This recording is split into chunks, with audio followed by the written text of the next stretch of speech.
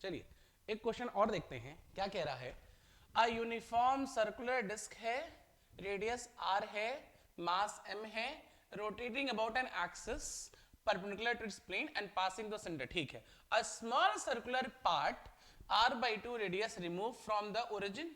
ठीक है, original disc. अच्छा, figure find the moment of inertia of the remaining portion, remaining part of the. ठीक है, चलिए सबसे पहले कहा क्वेश्चन में डिस्क कहा, चलिए डिस्क कहते हैं।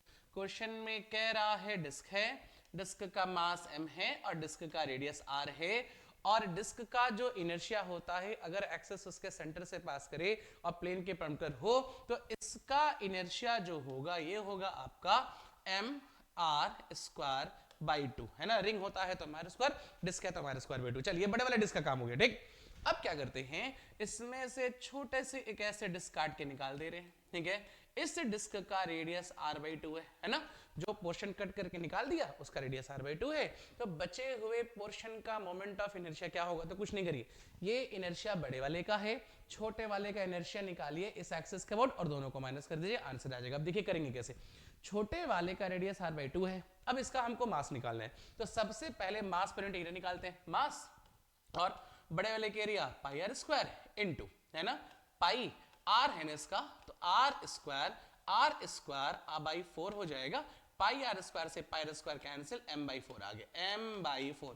तो छोटे वाले का जो m डैश आ गया वो m बाई 4 आ गया, और रेडियस r डैश जो आ गया वो r बाई 2 आ गया। अब समझिए, ठीक है तो ये भी डिस्क, इसका भी inertia m r square by 2 होगा, लेकिन ये इस एक्सिस के अबाउट होगा और हमको निकालना इसके एक्सिस के अबाउट। ध्यान से देखिएगा, i डैश की वैल्यू है ना, इसका इस एक्सिस के अबाउट होगा m डैश r डैश का स्क्वायर बाई 2, लेकिन आपको इस एक्सिस के अबाउट निकालना है तो ये दोनों एक्सिस पैरेलल हैं, तो पैरेलल एक्सिस थ्योरम लगेगा, plus m dash r dash का square that is 3 by 2 m dash r dash का स्क्वायर ना।